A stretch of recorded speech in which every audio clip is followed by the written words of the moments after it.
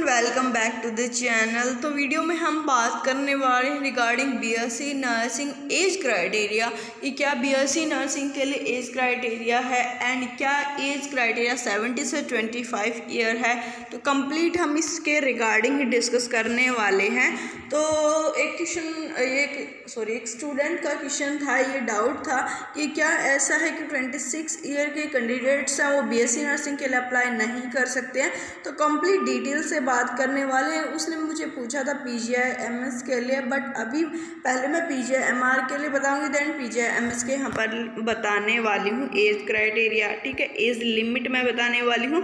तो उसके लिए यहाँ पर क्या एज क्राइटेरिया है, कितनी एज के कैंडिडेट्स अप्लाई कर सकते हैं, उसके लिए हमें जो है एलिजिबिलिटी क्राइटेरिया पता होना चाहिए। एलिजिबिलिटी क्राइटेरिया के अकॉर्डिंग ही इसी में मेंशन होगा एज क्राइटेरिया। ठीक है, तो यहाँ पर अगर हम बात करें पीजीआई-एमआर के लिए चंडीगढ़ के लिए, तो यहाँ पर जो है एज लिमिट में इन्होंने अलग से मेंशन कर रखा है कि यहाँ पर 17 साल से कम नहीं होने चाहिए, 25 साल से ज़्यादा के कैंडिडेट्स नहीं होने चाहिए। मतलब जो 26 साल के कैंडिडेट्स हैं वो पीजीआई-एमआर चंडीगढ़ में अप्लाई नहीं कर सकते हैं।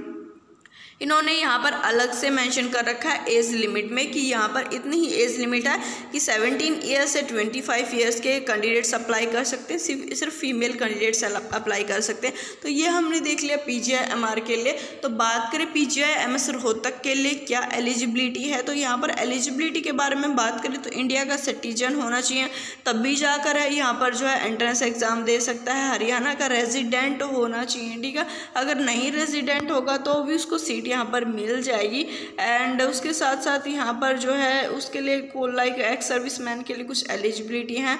ये एलिजिबिलिटी नहीं डिफाइन करती हैं इस क्राइटेरिया को, बट यहाँ पर जो है इसके लिए उसके बाद जो यहाँ पर दे रखा है रिगार्डिंग एज क्राइटेरिया, इन्होंने एज क्राइटेरिया के लिए कोई स्पेसिफिक चीज़ यहाँ पर मेंशन नहीं कर रखी कि इतना होना चाहिए उतना होना चाहिए। यहाँ पर बिल्कुल भी मेंशन इन्होंने नहीं कर रखा है कि, बट इन्होंने जो है यहाँ पर ये चीज़ तो मेंशन कर रखी है कि she or he will attain the age of 17 year or more। ठीक है, तो ये जो है प्रोस्पेक्टस फर्स्ट ऑफ ऑल अभी का नहीं है। ठीक है, बट अभी का भी प्रोस्पेक्टस ये है, जस्ट एग्जाम्पल के लिए मैं तुम्हें समझा रही हूँ। ये मत बोलना कि 2019 का है तो 2019 का है। ठीक है, तो एज जो क्राइटेरिया है वो हर साल सेम रहता है, एलिजिबिलिटी हर साल सेम रहती है। तो एलिजिबिलिटी में सिर्फ यही डिफाइन कर रखा है जो कैंडिडेट है, चाहे लड़की हो लड़का हो, वो 17 ईयर का होना चाहिए और 17 ईयर से ज़्यादा का होना चाहिए। ठीक है, तो यहाँ पर जो है मैक्सिमम एज के बारे में कुछ भी डेफिनेशन नहीं दे रखी है या फिर कोई भी क्राइटेरिया नहीं दे रखा कि 25 होना चाहिए, 30 होना चाहिए, 35 होना चाहिए, 45 होना चाहिए, ऐसा बिल्कुल भी नहीं लिख रखा है। बट BASLP के लिए यहाँ पर लिख रखा है, BASLP के लिए बैचलर ऑफ ऑडिटरी, यहाँ पर उसके लिए यहाँ पर लिख रखा है कि कैंडिडेट जो है वो shall not be older than 25 years on the 1 July of वगैरह वगैरह। ठीक है, तो इसके लिए लिख रखा है कि BASLP के लिए जो कैंडिडेट रहेगा वो 25 साल से ज़्यादा का नहीं होना चाहिए।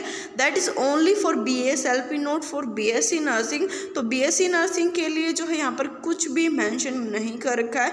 BSLP के लिए मैक्सिमम एज लिमिट 25 है, बट BSc नर्सिंग के लिए यहाँ पर 17 ईयर से ज़्यादा होनी चाहिए। कितना ज़्यादा होनी चाहिए कोई यहाँ पर क्राइटेरिया मेंशन नहीं कर रखा। तो 26 ईयर के कैंडिडेट्स भी ऑफकोर्स इसमें अप्लाई कर सकते हैं। ऐसा कहीं भी नहीं लिख रखा है कि 25 ईयर के बाद पीजीआई-एमएस रोहतक में तुम लोग अप्लाई नहीं कर सकते हो। तो ये एज क्राइटेरिया है, एज लिमिट है जो कि हमने डिस्कस कर लिया। आई थॉट ये जो है डाउट क्लियर हो गया होगा। और एजुकेशनल क्वालिफिकेशन में भी बस इतना ही मांगा गया है कि 12th पास होना चाहिए, 45% जनरल कैटेगरी से, अगर तुम जनरल कैटेगरी से हो 40% SC/BC से। ठीक है, and physics chemistry biology and English में होनी चाहिए। तो बस यही तुमसे जो है एलिजिबिलिटी मांगी गई, कुछ ज़्यादा तुमसे नहीं मांगा गया। एज के रिगार्डिंग ऐसा कुछ डिफाइन नहीं कि 25 के बाद नहीं दे सकते, तो ऑफकोर्स दे सकते हैं। जब नहीं लिखा है तो ऑफकोर्स दे सकते हैं। तो इस डाउट में बिल्कुल भी नहीं रहना। तो मिलेंगे एक नेक्स्ट न्यू अपडेट के साथ, नेक्स्ट न्यू वीडियो के साथ। वीडियोज़ को लाइक शेयर करते रहो एंड चैनल को सब्सक्राइब कर दे।